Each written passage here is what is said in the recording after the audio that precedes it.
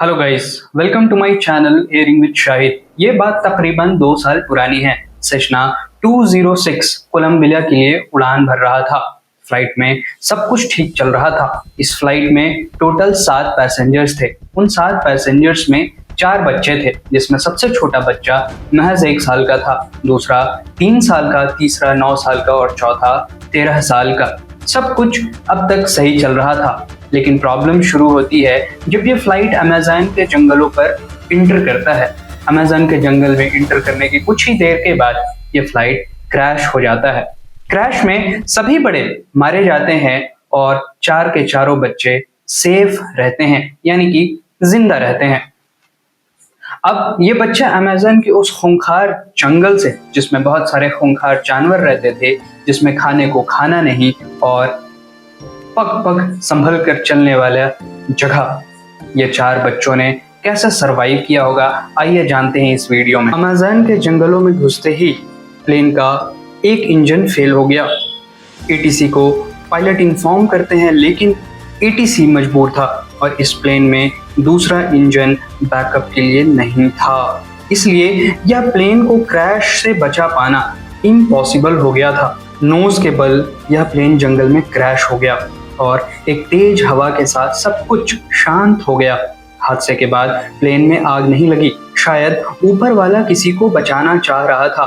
तभी 1 साल का वह दूध पीता बच्चा जोर जोर से रोने लगा। बेहोशी के हालत में बाकी सारे 3 बच्चे उठ गए।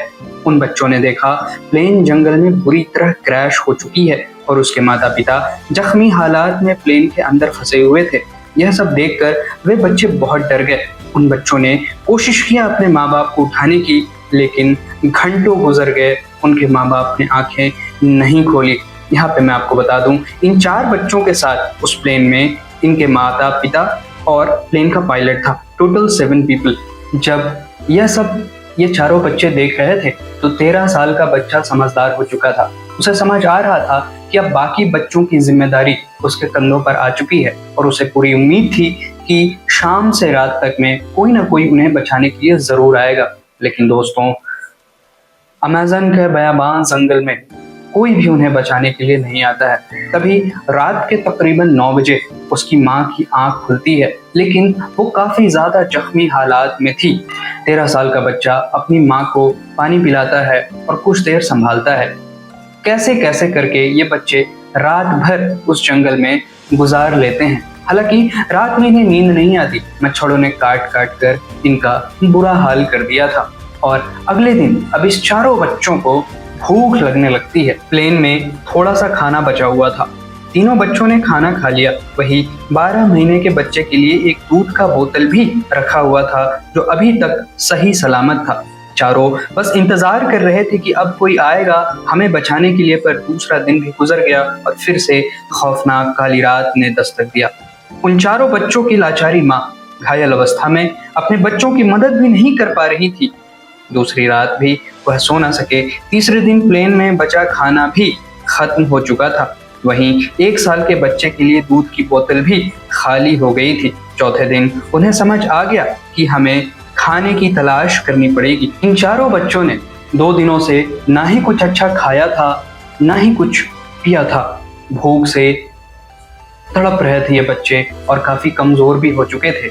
हादसे के चौथे दिन इनकी माँ घायल अवस्था में ही दम तोड़ देती हैं और अब धीरे धीरे दोनों डेड बॉडीज कंपोज होने लगती है। इस वजह से प्लेन से भारी बदबू आने लगता है।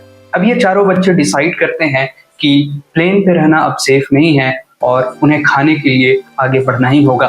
और ये बच्चे उस प्लेन को और अपने माता पिता की डेड बॉडी को छोड़कर आगे बढ़ने का फैसला करते हैं।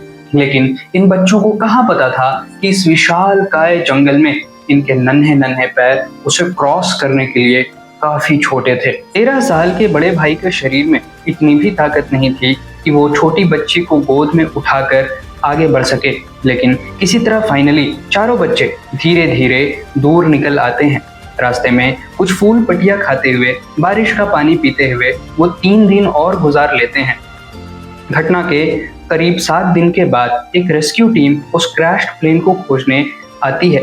लेकिन इस विशालकाय जंगल में जहाँ पेड़ इतने घने होते हैं कि धरती का सतह भी दिखाई नहीं देता, ऐसे में एक छोटे से क्रैश प्लेन को खोज पाना बहुत ज्यादा मुश्किल लग रहा था। लेकिन फाइनली रेस्क्यू टीम को घटना के 7 दिनों के बाद प्लेन का मलबा मिल जाता है, जिसके अंदर 3 डेड बॉडीज पड़ी थी, एक पायलट का और 2 डेड बॉडीज उन बच्चों के मम्मी पापा का। पर इन बच्चों का कहीं भी नामो निशान नहीं था। आसपास खाने पीने की चीजें पड़ी हुई थी।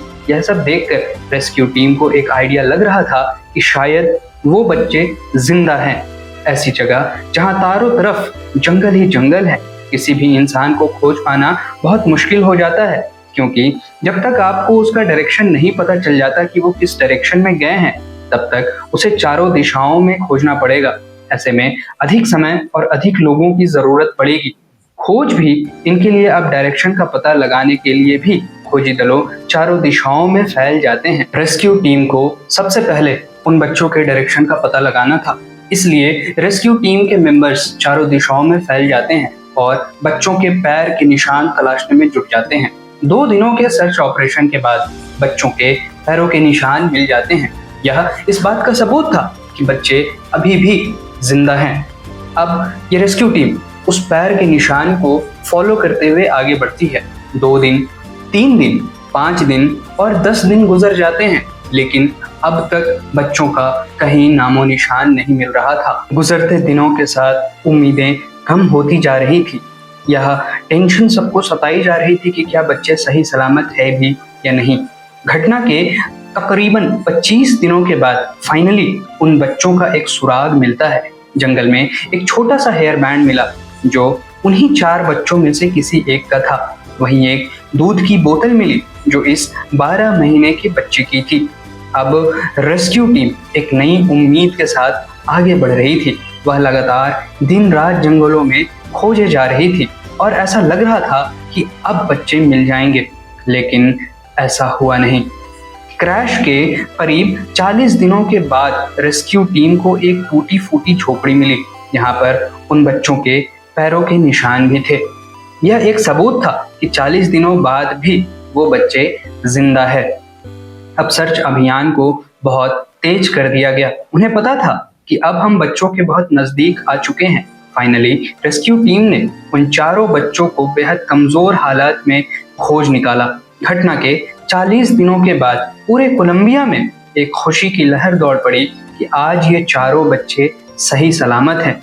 उन चारों मासूम बच्चों को इस खौफनाक जंगल से रेस्क्यू टीम निकालकर बाहर ले आती है। लेकिन सोचने वाली बात यह है कि इन 40 दिनों में ये छोटे छोटे बच्चे अपने आप को उस भयावह जंगल में कैसे जिंदा रखे होंगे।